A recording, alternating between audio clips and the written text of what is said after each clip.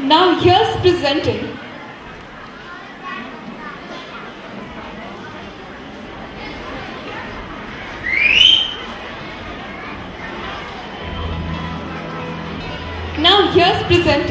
a mono act by Advait Dhakle.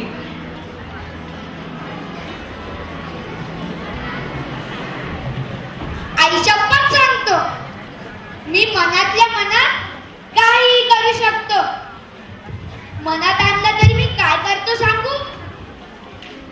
माझ्या मनात खूप खूप विचार नुसते ढगांसारखे धावत असतात. तेव्हा मला बहिणाबाईंची कविता आठवते. मन पाखरू पाखरू याची काय सांगू माता, आता होतं मुली बरं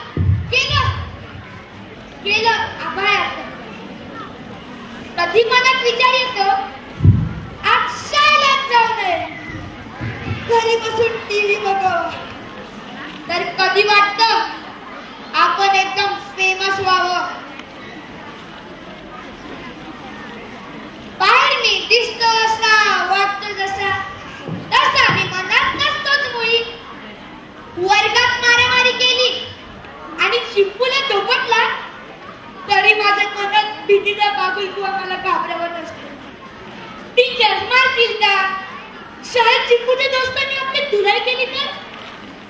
बाहेर एक आणि आत एक असं माझ्या मनात खूप चालतं. आईने अभ्यास कर सांगितले तर मी मुद्दाम करतच नाही.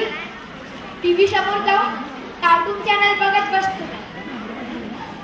मनातल्या मनात एक चुकीचे आहे कळत असते बरं का. मग मी थोड्या वेळाने उठून गुपचूप होमवर्क करायला बसतो. मी मनातल्या मनात झिरोवर आउट झालेल्या सचिनला पुढच्या वेळी चांगला खेळ बरं का असं कानात चटकन सांगतो. अभिषेक बच्चनशी शेखर करून त्याला सांगतो, लेका आता जमते रे तुला ऍक्टिंग. माझं मन सॉलिड फास्ट आहे, याला ब्रेकअप नाही. कधी वाटतं डॉक्टर कलाम व्हावं तर कधी क्रिकेटर. नक्की काय ते ठरवताच येत नाही. मग होतो गोंधळ. अभ्यास करताना मॅथचे विचार, जेवताना मित्रांच्या गोष्टी आठवतात, झोपतात नाही तर अभ्यासाचं टेन्शन. हे सगळं एकदम थांबायला हवं. मनाची धावधा थांबायला हवी. म्हणून मी मनाला सांगतो, एक काहीतरी कर रे बाबा. ते करताना मजाही येऊ दे.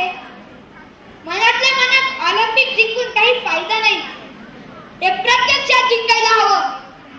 त्यासाठी मन एकाग्र पाहिजे. मी ऐकले आहे की मनाला एकाग्र केले तर कुठलीच गोष्ट अशक्य नाही. माझी आजी मला गोष्टी सांगताना नेहमी सांगायची की समर्थ रामदास स्वामींनी सांगूनच ठेवले आहे, मना सज्जना भक्ती पंथेती जावे, तरी श्री हरी पाविजे तो स्वभावे. मी हे श्लोक म्हणतच राहणार, कारण यांच्यातच मनाला एकाग्र करण्याची शक्ती आहे. आणि मला विश्वास आहे की हे श्लोक मला माझ्या ध्येयापर्यंत नेतील. धन्यवाद.